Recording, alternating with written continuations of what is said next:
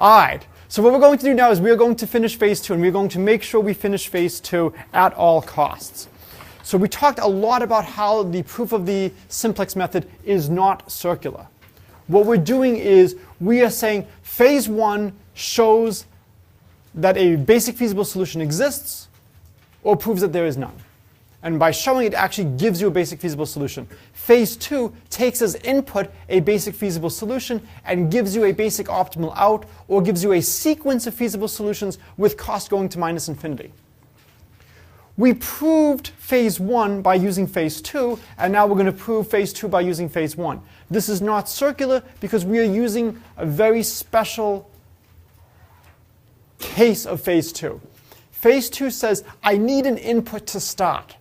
So when we did phase 1 is trying to find a basic feasible solution. Do we care at all about the cost function at this point? No, you could have the most expensive diet in the world, and I don't know what they're getting at Dodd. You could have the most expensive food possible. As long as it keeps you alive, that's fine. We just care about feasibility at this point. So we can then look at a related problem where we put in a new cost function and we put in new variables. And this related problem turns out to be trivial to find a basic feasible solution. And now we can run phase 2 because we have that initial input. And we use that to then solve, in some sense, the original problem of finding a basic feasible solution, because we're looking at 2 different linear programming problems. One of them is we're looking at the original problem just for feasibility, and the second is we're looking at a related problem and we're trying to optimize a new constraint function that has nothing to do with the constraint function that we actually care about. Okay? So now we are in the situation where we know that if I give you a canonical linear programming problem, we can determine if there is a basic feasible solution or not. For the rest of the day, I'm going to assume a basic feasible solution exists in the quest for the basic optimal. Why will I assume a basic feasible solution exists? Sure, close enough. If it doesn't exist, you're not going to find an optimal because it's not even a solution. Right? That's the more highfalutin way of saying it. So we might as well assume a basic feasible solution exists. All right, so now it's phase 2.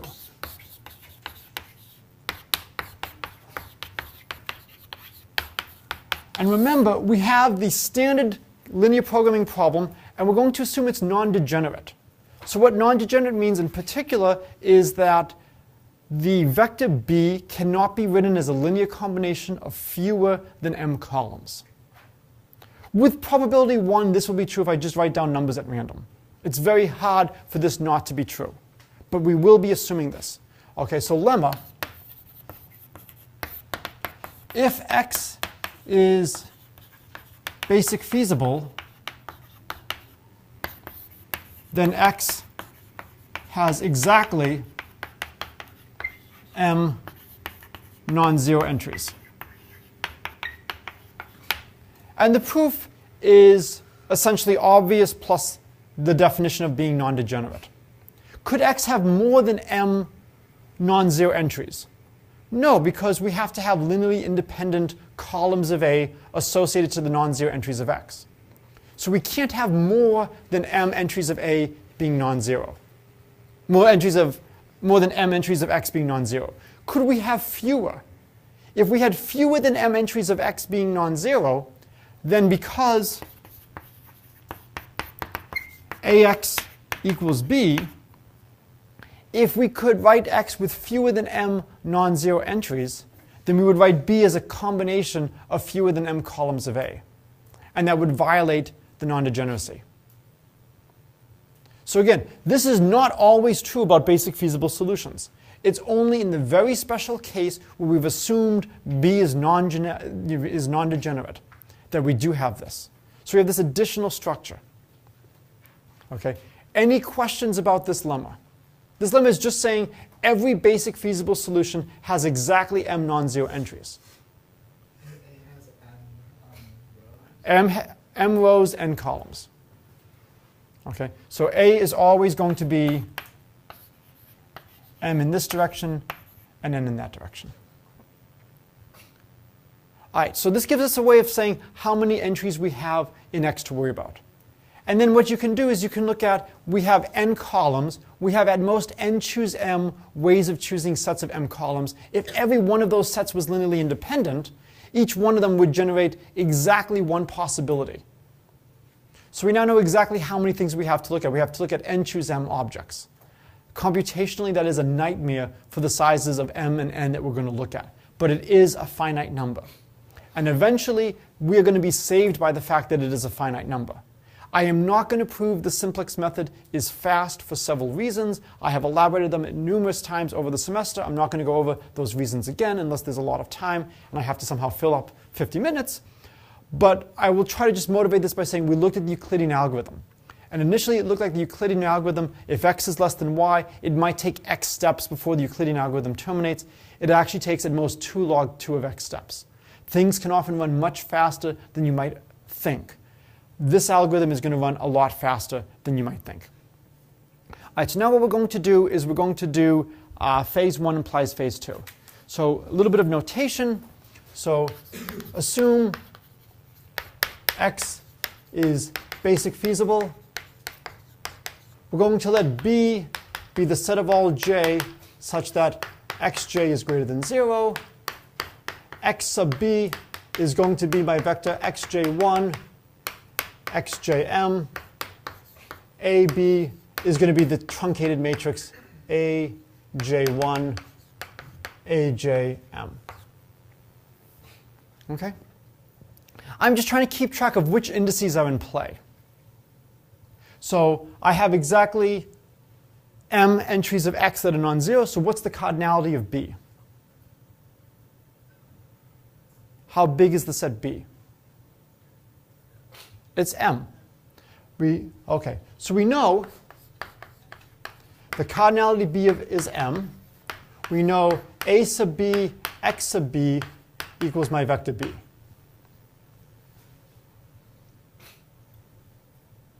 And we know something about this matrix A sub B. It's an m by m matrix. What do we know about this matrix? It has rank m. So if it has rank m, if it has m linearly independent columns, what does that mean? It's invertible. And we know AB is invertible. This is one of the reasons you can see now why we wanted to assume non-degeneracy. We now have that this matrix is invertible. I want to just make sure everything's in the right order. I think it's now y transpose AB, yes. So we can solve y transpose AB equals CB transpose. So what is this looking like? Where have we seen something like this before? It's been a long time. We only saw it, I think, one day.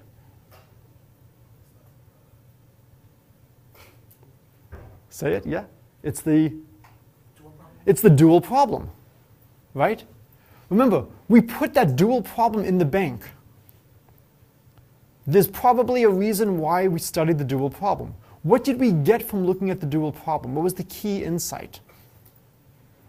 Yes? If you can't solve your problem, find a simpler one, and then look at that solution, apply it to the other problem. Okay, good. That was definitely one of the starts, is that sometimes it's easier to change and look at something else. But what did solving the dual problem give us? Yes?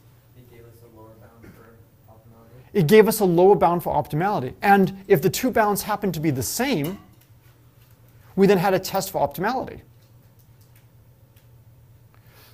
So we're in a real good shape here now. We have a solution. We have something that looks a lot like the dual problem.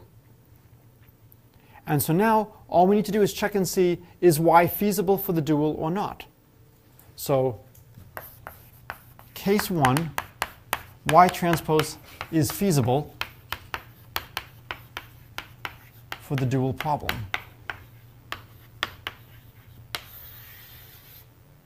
But wait a minute, when we did the dual problem, we didn't have any restrictions on the entries of y had to be greater than or equal to 0.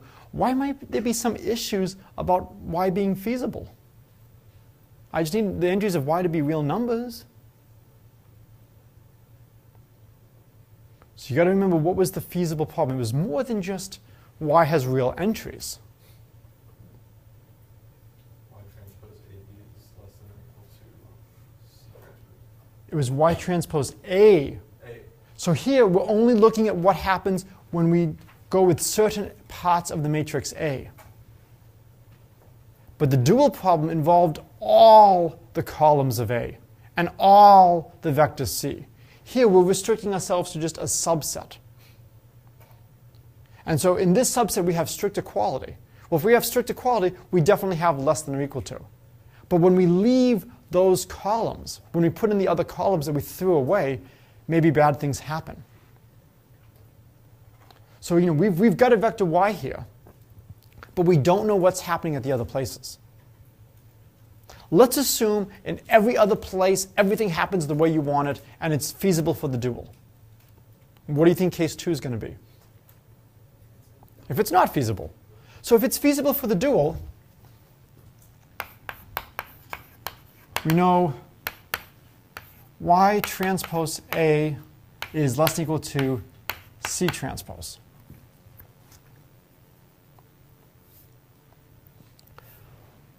Okay, so I just want to make sure I write the algebra correctly. So if we look at y transpose B, this is y transpose A sub B of xb. Why is that line true?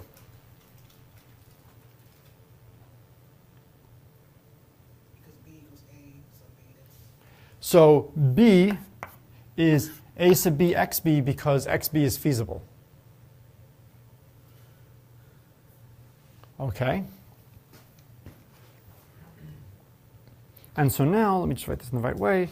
So now we can use AB on Y transpose by assumption that's CB transpose XB.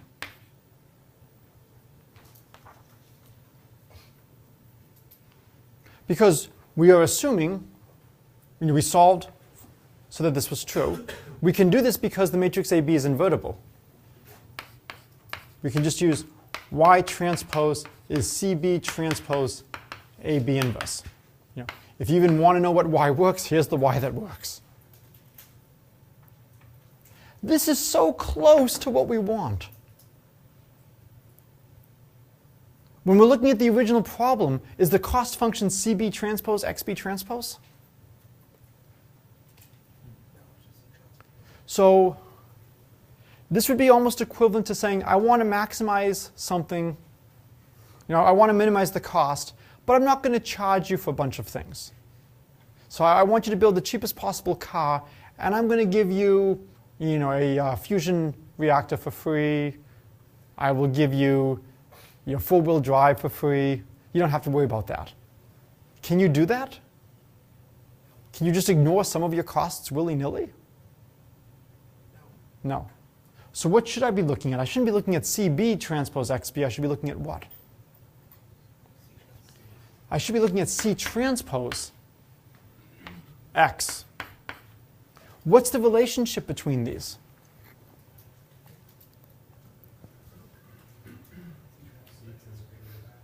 I'm sorry? It is greater than or equal to. You can do better than greater than or equal to. Isn't it equal because everything not in XB is 0? Everything not in XB is 0. So we're just adding a bunch of zeros. So this is a strict equality. We now have a chain of equalities. That's exactly what we need for our previous result. So old result now proves XB is optimal. And since XB is basic feasible, it must be basic optimal. Since basic feasible, also basic optimal. Okay, not surprisingly, this case wasn't bad. So this is the case where we know that vector y is feasible for the dual problem. All right, so now we have the more difficult case. So the more difficult case is it's not going to be feasible for the dual problem. All right, we don't need this lemma. Blackboard space is precious. So case 2, y is not feasible for the dual. And what's nice is it's very easy to check if something is feasible or not. So for us, we want this. If it was feasible, feasible means y transpose A is less than or equal to C transpose.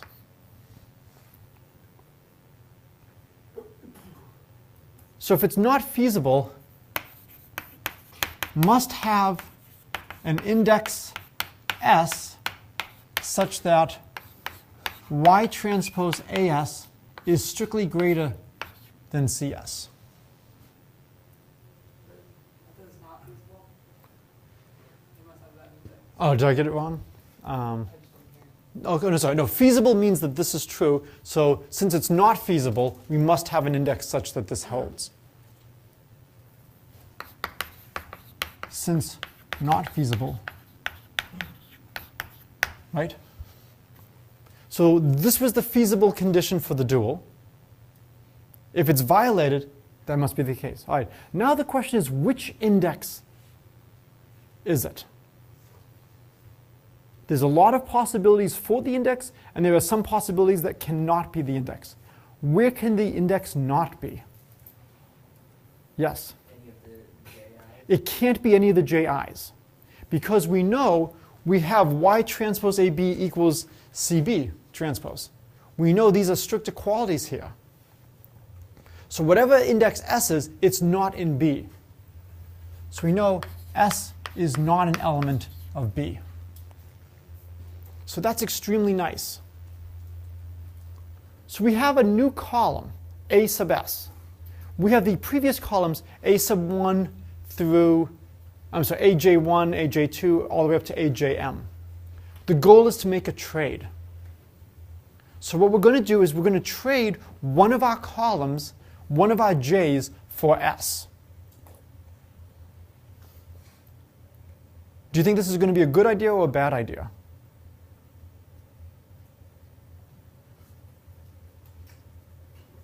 You no longer know if all the columns are linearly independent. Okay, so that could be a problem. We could lose independence, but we're going to make a trade of one column. We're going to choose one index.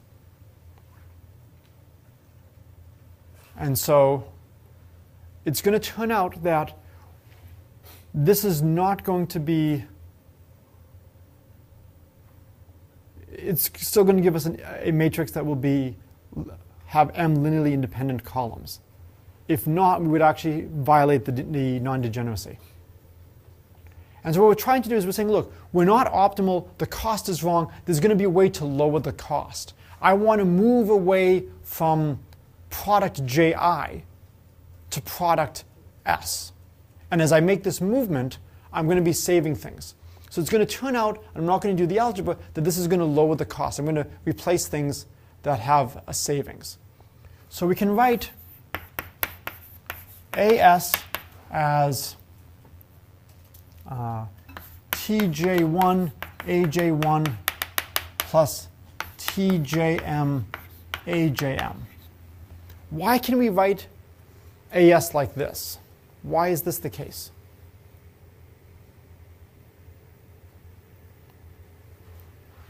What allows us to write this column in terms of those columns?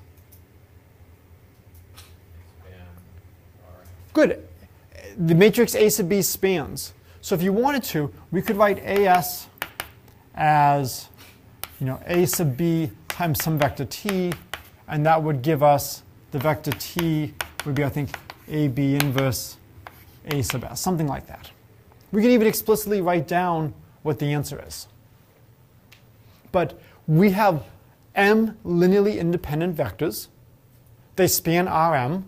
Here's a vector in Rm. It can be written as a combination. Are all the TJs positive? Do we know that? All the TJs positive, yes or no? Not necessarily. Would it be nice if they were? Probably, right? When we have our feasibility issues, we always want to write negative combinations. Some of these j's could be negative. So do not know about the signs of the tj's. We just know that this combination exists. Have we seen anything like this before? Where have we seen an argument like this? I've seen it twice before. I do apologize. This is the most technical lecture of the semester. And I am checking my notes periodically to make sure I don't go into 5 minutes with the wrong index. Existence proofs. Where? Basic. In the basic feasible and the basic optimal. And so along those lines, let's just multiply through by lambda. May I do this? Yes. What if lambda equals 0? Am I allowed to multiply by 0? Even more yes, right? You can multiply through by 0. I now have 0 equals 0, great, but that's fine. So now this should be very similar to what we were doing with basic feasible. If these are equal to each other, I can basically combine these things. And I could look at lambda as plus x1 minus lambda tj1 aj1 plus dot dot dot plus xjm minus lambda tjm ajm. What do you think? That's a horrible lambda. What do you think this whole expression equals?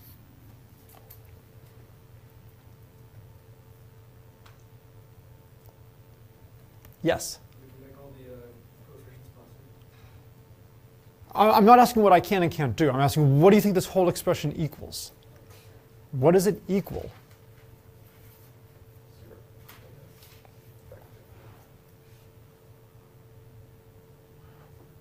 Not the zero vector. Not AS. Because remember, AS, I'm basically subtracting all of this stuff. So lambda AS minus this crap equals 0. So this, all that stuff at the end, they all combine to 0. I'm left with xj1 aj1 plus xj2 aj2 plus dot dot dot xjm ajm. I'm going to drop the ajm should be on the outside here, sorry. Sorry, the ajm should be on the outside. Yeah, sorry, I put it in the wrong spot. So let's look at it again. The lambda as minus lambda tj1 aj1 minus lambda tjm ajm, that's just 0 from here. I'm left with xj1 aj1 plus xjm ajm, that's just little b. As this equals b, it is a feasible solution? Yes or no? Is it a feasible solution? Depends on lambda. If all the coefficients are non-negative. So let's call this x sub lambda. The problem is some of these coefficients could be negative. It might not even be basic feasible. We'll worry about that later. Can anybody tell me how I can make sure that this is a feasible solution? How can I make sure all of my coefficients are non-negative? Yes? What we were doing before with that, and just lambda until like value between any of those that are negative expressions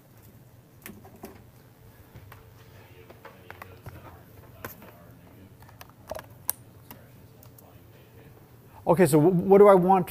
So how can I guarantee that I will have non-negativity? Trying to get the camera to turn. How can I guarantee that these coefficients will be non-negative? Because maybe some of them are positive, maybe some of them are negative. If lambda equals 0, we're okay. So imagine you have a dial. At lambda equals 0, it reduces to what we had before. If we started with a feasible solution and we do nothing, we're still at a feasible solution. It is amazing how much of linear programming involves doing nothing. right? How do we find a feasible solution? Like, why do you know? Because you have TJs, lambda. Well, if lambda equals 0, the TJs are multiplied by 0. It's like, how does US Airways find a feasible solution? They don't fly planes. Very similar to how they actually find their schedules. I'm still upset. Okay? We start off with lambda equals 0. Now, which direction do we want to turn lambda, positive or negative?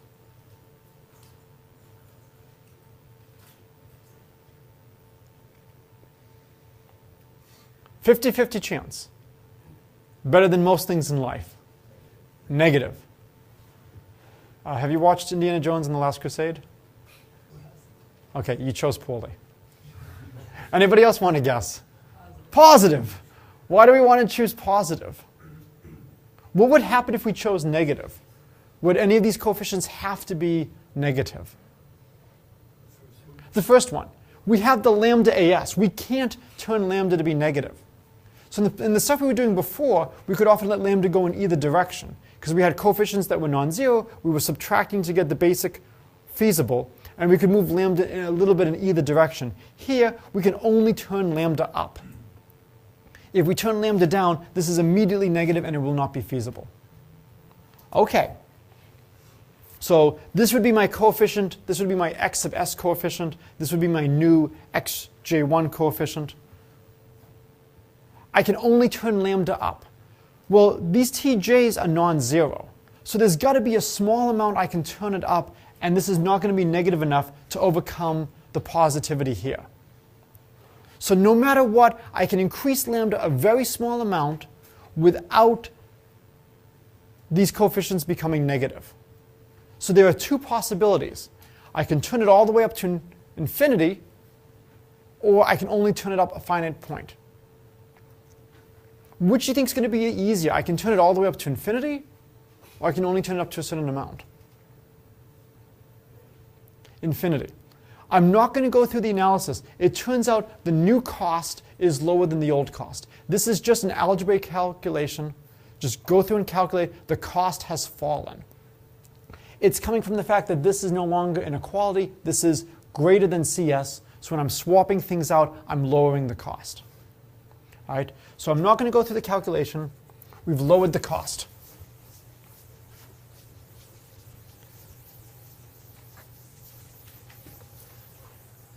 Okay. So we lowered cost. It's just algebra.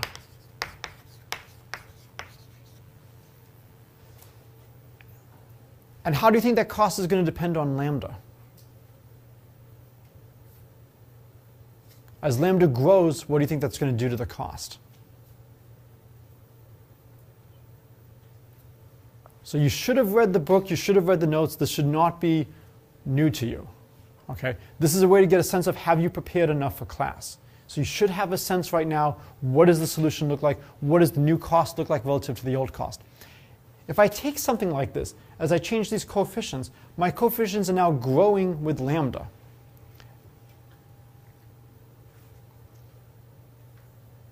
So what do you think is going to happen to the cost?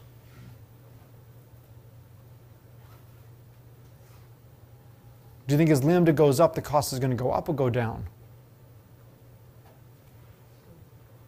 Seems like it also depends on the sign of t. Well, the t's are always positive. I'm sorry, we don't know the t's are positive. I'm sorry. We're assuming now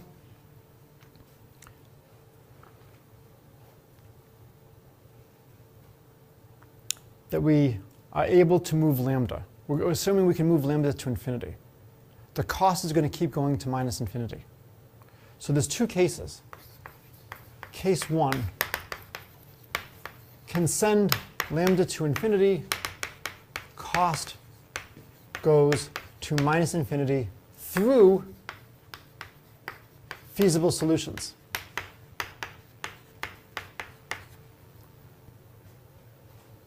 Are these basic feasible solutions?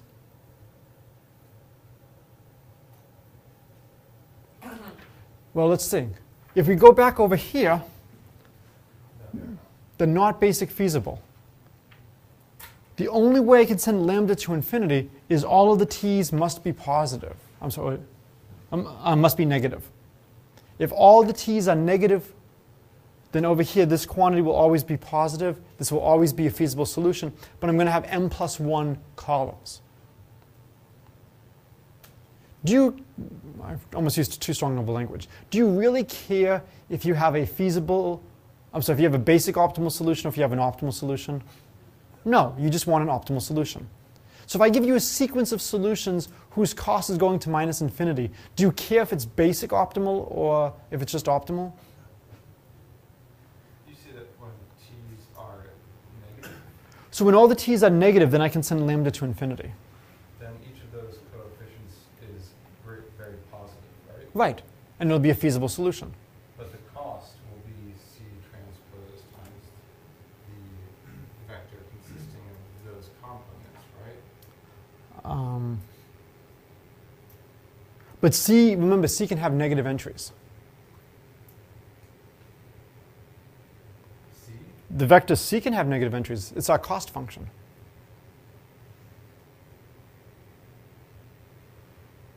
We're not assuming the entries of C are positive. Okay. And so when we go through this, some of the entries of C can be negative, and that's going to drive down the cost. All right, so I'm going to let you look at this at home, write down the cost function, see what happens. But if we want things to go off to infinity, the only way that can happen is if all the tj's are positive. If even one, if all the tj's are negative. If all the tj's are negative, then I can put in any lambda, and I don't have to worry about one of these entries being negative. So if every tj is negative, happens if and only if all the tj are negative or 0. Because the tj's are allowed to be 0. All right, so this is going to give us a sequence of feasible solutions, not necessarily basic feasible, where the cost goes off to minus infinity. So case 1 is no problem. So now we have case 2. Cannot send lambda to infinity. All right, if we can't send lambda to infinity, that means one of the tj's must be positive.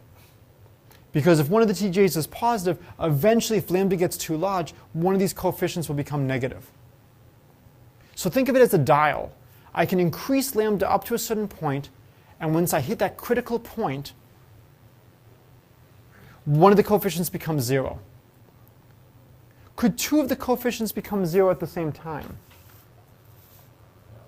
No. Why can't two coefficients become 0 at the same time? The AJ are linearly independent.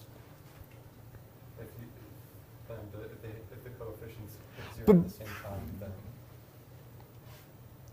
It's not the linear independence of A. Because remember, we have these xj's as well. We have the strange relation. Remember, this is always equal to B. If two coefficients became 0 at the same time, we've now written B as the linear combination of m minus 1 elements. So when we do this, exactly one coefficient will vanish. So there will be a unique coefficient which vanishes first. So let P be unique coefficient index that has, we'll write it as xjp minus, and I'll call it lambda star, that special value tjp equals 0. And now what we do is we swap A sub s for A sub jp. And that's the trade we want to make. So this is a little bit like Lagrange multipliers in that we have some sense of which way we want to go. Okay? Actually, I should really be calling this, I think, subcase 1 and subcase 2. I'm sorry, because we're already in case 2. I forgot, right? We're in now subcase 2 of case 2 of phase 2. Okay? I think this is about as deep as we go. So we swap AS for AJP. We have a new feasible solution. X lambda star. Is that solution basic feasible?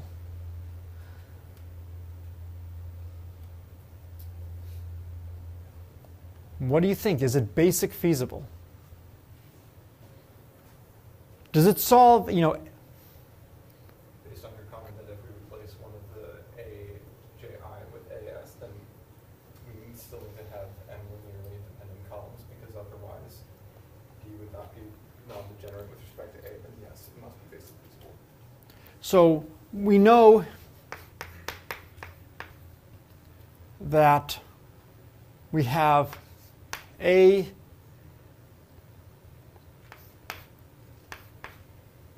see, this is where the notation becomes a nightmare.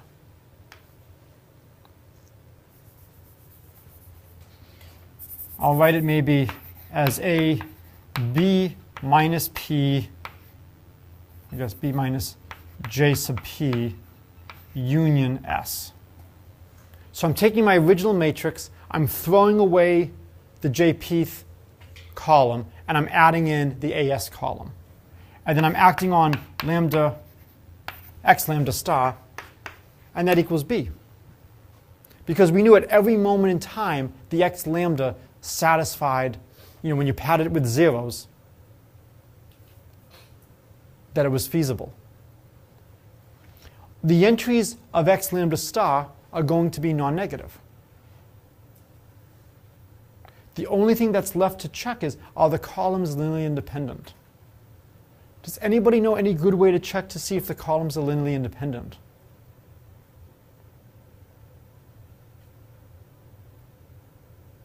It's my favorite method of proof. Even better than divine inspiration. Take the log. No. Even easier than taking logs. Determinative matrix is too hard. Reductio. Nope. Nope, even easier than by definition. We've said B cannot be written as a linear combination of fewer than m columns. Right? So, if it was linearly dependent, we would have B as a combination of fewer than m columns. Contradiction. Contradiction. So it's basically, you can call it reduction. I prefer to say by definition, yes. So when you're saying that the set JP union S, that's just saying you're throwing away the JPth column? Exactly, of A. Why is the union S involved? Oh, because I'm putting in the column corresponding to the index S. We're making the trade. We're substituting. Okay. So the way you should look at this is Lagrange multipliers, most people do not view it this way. Not only does it give you a condition for when you hit an extremum, but it tells you if you're not at an extremum, which way should you go. You look and see, okay, here's my gradient. I don't know if the camera wants to move, so I will help it. So, all right. Come on, camera. There you go, thank you. I feel like Sesame Street. So here's my surface. Just 1 second. Here is the gradient of G. And this is my surface, G of x equals C. Here's the gradient of my function f. And I can write that as something tangent to the surface and then something in the same direction as the gradient. And so if my gradient of f is not in the same direction as the gradient of g, I'm not at an extremum, and I should flow in this way if I want to go towards a maximum, and I should flow in that way if I want to go to a minimum. There may be a better way to go, but this is at least a good thing to try. The same thing is going here with the simplex method. If we are not at an optimal solution, it tells us, well, how would we know we're not at an optimal? We look at this y. It was not feasible for the dual problem. What does it mean to be not feasible for the dual problem? Well, it meant there was some index so that y transpose AS was more expensive than CS. We want to make a trade. And so it tells us, you want to trade, AS is a really good investment. And so we're going to trade one of our indices, one of our columns, for this new one. Which one are we going to trade? Well, when you do this analysis, it's going to tell you which is the one that you're going to kick in and trade. And then you're going to make that trade. Now what's nice is at every moment in time, this x lambda is still a feasible solution. It may not be basic feasible, but it's still a feasible solution. Okay? It still satisfies, when you pad it with zeros, ax lambda equals little b. And its coefficients are non-negative. We have this parameter lambda. We start dialing up lambda. We can dial it up for a while. And then once we dial it up too much, we might have problems.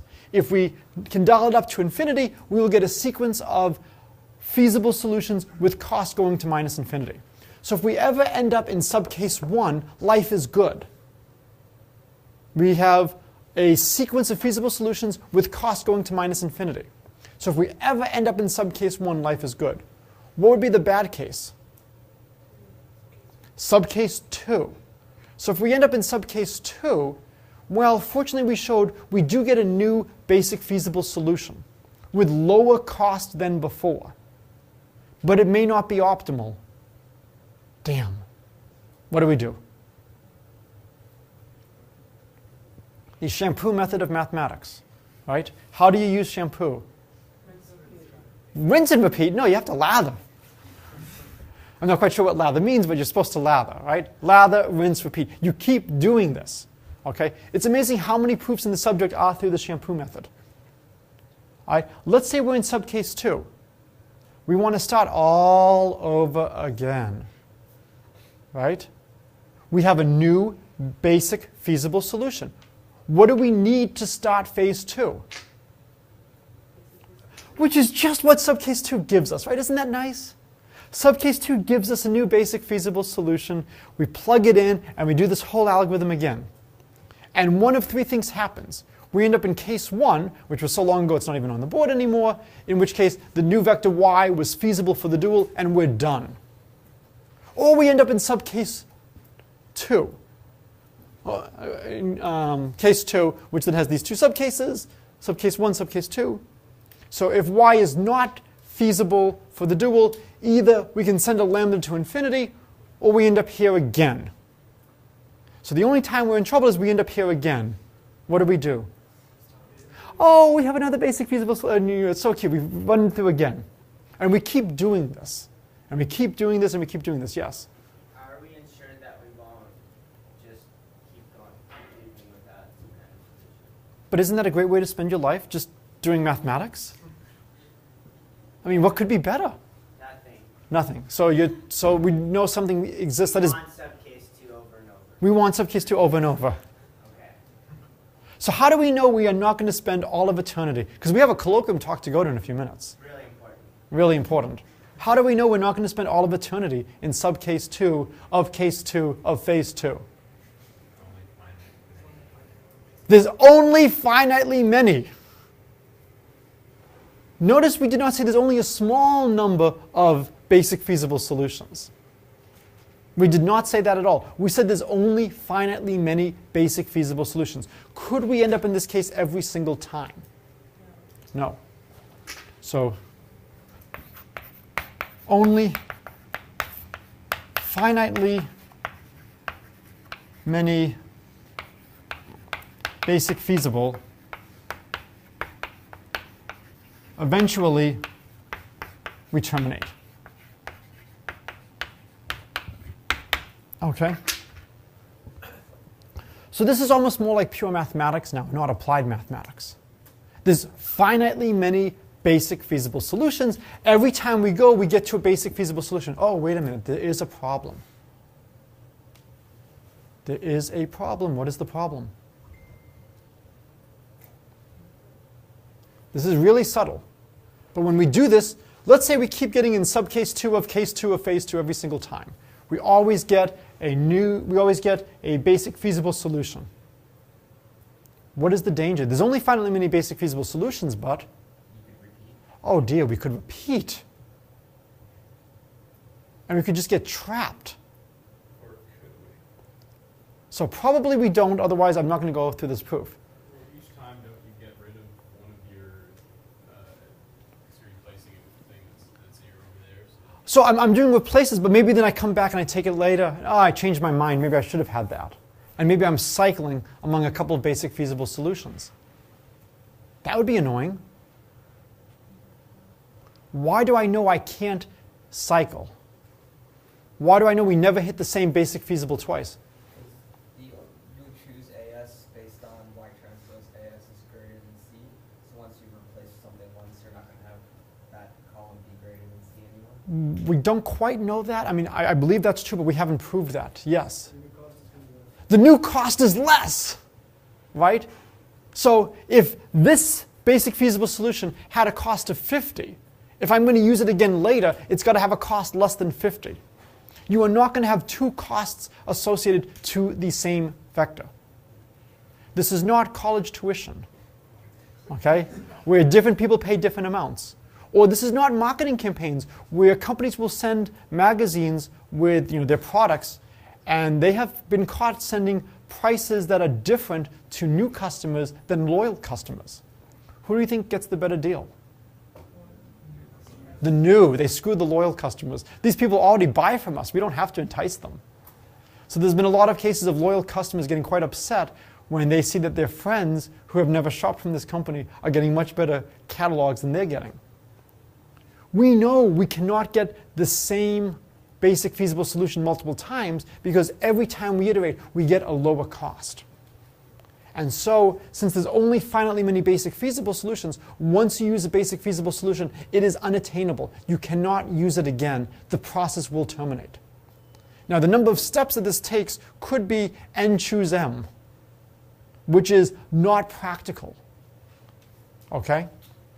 So I am not discussing at all whether or not this is practical. If somebody wants a really good theoretical project for this class, I think it would be phenomenal for someone to look at what is the runtime of the simplex method. Maybe we might be lucky and it just seems to work well every time we use it, but there could be configurations where it's really bad. Probably not, since so many books are devoted to the simplex method and its applications. It turns out it runs very efficiently. I'm making the choice not to go into its runtime analysis here, to just leave you with the thought of the Euclidean algorithm. This was already enough detail, I think, for one lecture. We just barely squeaked by, had to cut, showing that the cost was going down, to get into 50 minutes. Right? But this finishes phase 2 of the simplex. So what we're going to do now is we're going to have our last pitch from people in the community on Friday. After that, I really want you to be thinking about what group, so that by, we don't have class on Monday, so that by Wednesday, you should know what groups you want to be in. Okay.